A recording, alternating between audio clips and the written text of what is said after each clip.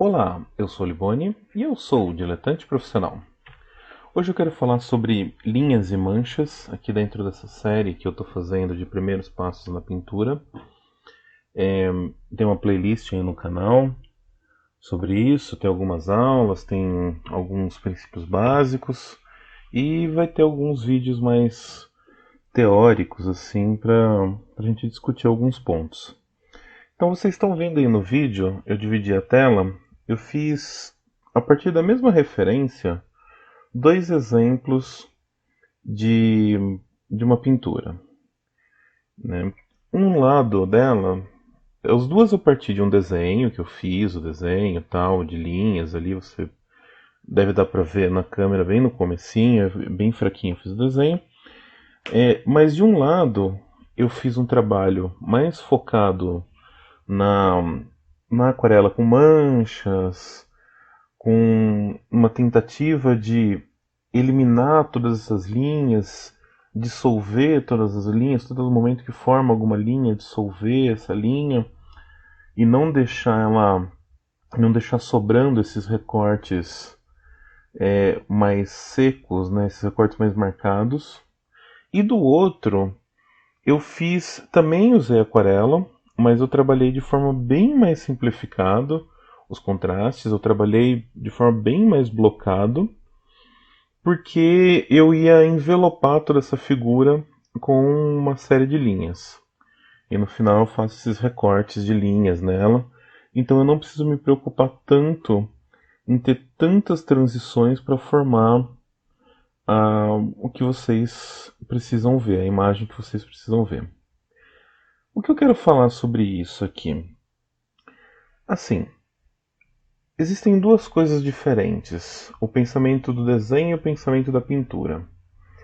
Quando você vai ali na playlist que eu tenho no canal sobre o livro do Nicolaides, você vai ver um pensamento de desenho ali. A todo momento, Nicolaides fala nos exercícios dele que você não deve prestar atenção na luz, você deve prestar atenção na forma e você deve representar essa forma. Por quê? Porque a forma, o que você está desenhando, a estrutura física daquilo que você está desenhando não se altera diante da luz. Se eu acender uma luz forte, apagar a luz, colocar uma luz vermelha, azul, não importa. O modelo que está ali parado na minha frente, ele não muda nada nele, absolutamente nada. A forma física dele se mantém independente da luz. Então o desenho, ele tenta retratar isso, ele tenta retratar essa forma física e ele vai, com alguns recursos extraídos ali da pintura, retratar também um pouquinho de luz e sombra. Então, às vezes com achura, às vezes com pontilismo, ele vai retratar um pouco de luz e sombra. Mas no desenho a gente se preocupa em representar a forma independente da luz. A gente se preocupa em apresentar a tridimensionalidade independente da luz. Então, onde você tem uma quebra de plano, onde você tem um lugar que forma uma profundidade, onde você tem um lugar que você precisa marcar um recorte, você vai lá e desenha uma linha. E isso já resolve a situação. Então, o desenho, ele fica menos realista porque no mundo real a gente não tem essas linhas desenhadas. Quando eu olho para a orelha de uma pessoa, não tem uma linha desenhada internamente. Tem uma profundidade, tem um recorte, mas não tem uma linha marcada. Quando eu olho para a boca de uma pessoa, onde encontra a pele de uma cor com a cor do lábio, não tem uma linha de junção, tem só a diferença das cores. Mas na hora que eu desenho, eu vou e faço uma linha ali, eu faço um recorte, eu faço uma separação, para saber que ali entra um plano diferente. Então a linha ela dá esse entendimento imediato, ela facilita visualmente a compreensão, ao mesmo tempo que ela tira um pouco o realismo, porque você começa a grafar ali, você começa a representar coisas que não existem de fato. E tem um outro problema também o desenho. O desenho ele tem uma dificuldade que para ele ficar mais interessante, você acaba dependendo de umas certas torções, de umas certas quebras de plano físico. Então, se você tem uma pessoa paradinha, retinha, o desenho dela é um pouco mais desinteressante do que uma pessoa que está com o corpo retorcido, que está com um joelho no chão, que está numa pose diferente. Por isso que você tem em sessões de modelo vivo algumas poses tradicionais em que a modelo ela não fica tão estática para que o desenho tenha uma facilidade de gerar dinamismo para quem está desenhando.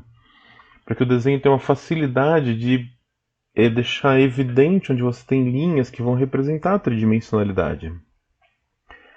Então esse trabalho com linhas, esse trabalho recortado de linhas, ele é importante para muitas coisas.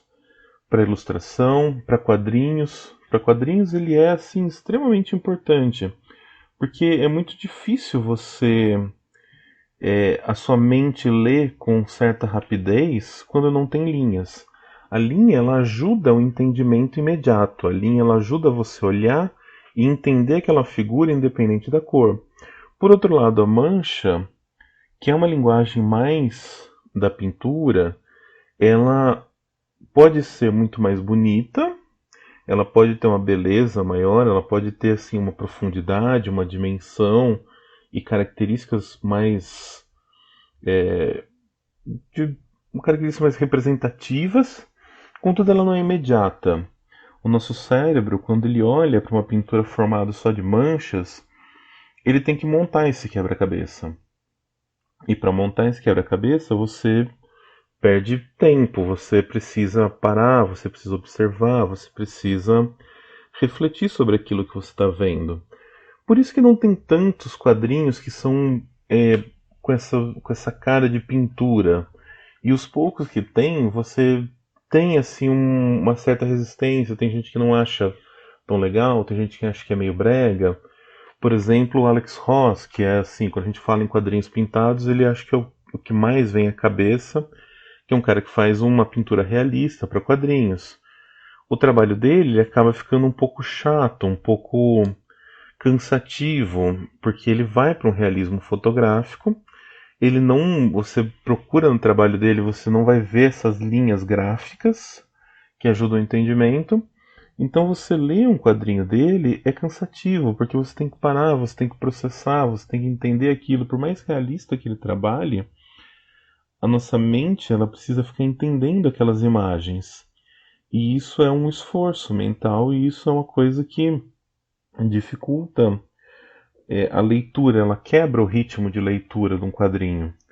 Então, o trabalho de linhas, o trabalho de cores simplificadas, eles são importantes. O trabalho de claro e escuro, aquele alto contraste, que é característico também em quadrinhos, em ilustração, é uma coisa importante, é uma simplificação.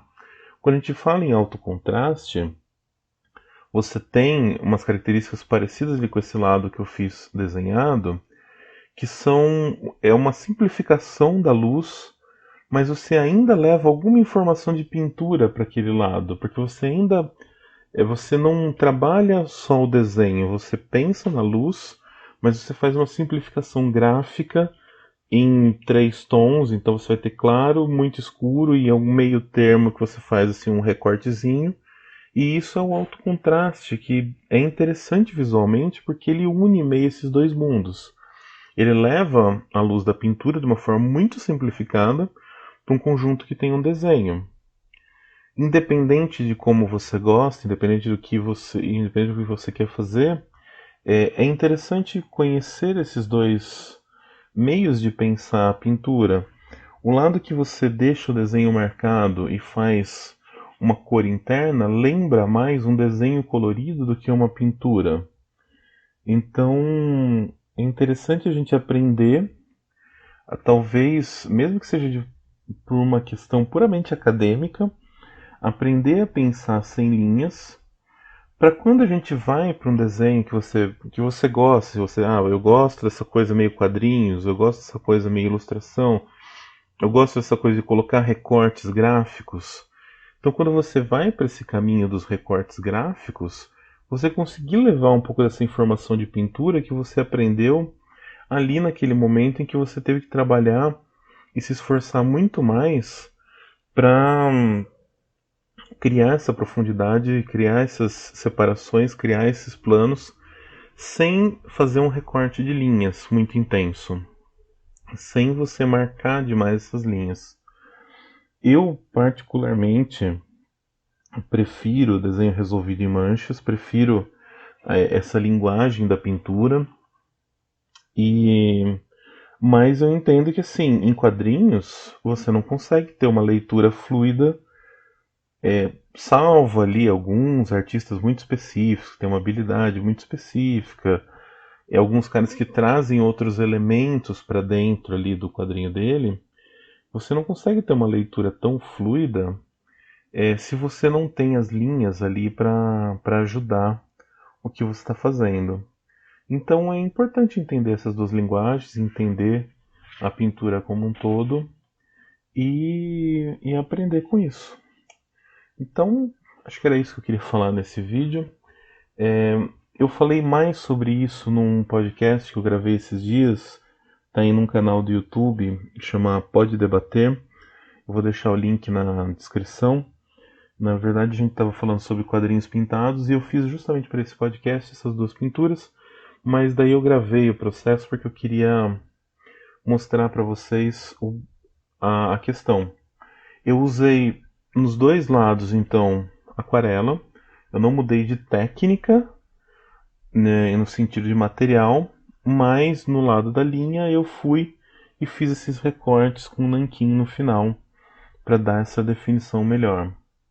Eu ainda fiz uma cor mais voltada à pintura, não fiz uma cor tão seca, assim, tão com recortes tão marcados, mas eu não desenvolvi tanto a cor quanto eu desenvolvi do outro lado. Tanto que eu usei inclusive papéis diferentes, tá? Eu usei um papel 100% algodão, que me permite essas manchas, que me permite esse trabalho mais livre, em que a água se espalha, o pigmento se espalha de uma forma mais complexa. No outro eu usei um papel que tem só 30% de algodão, que ele é um pouco mais resistente nesse momento de espalhar a água. Ele funciona, mas ele não funciona da mesma forma que o 100% algodão.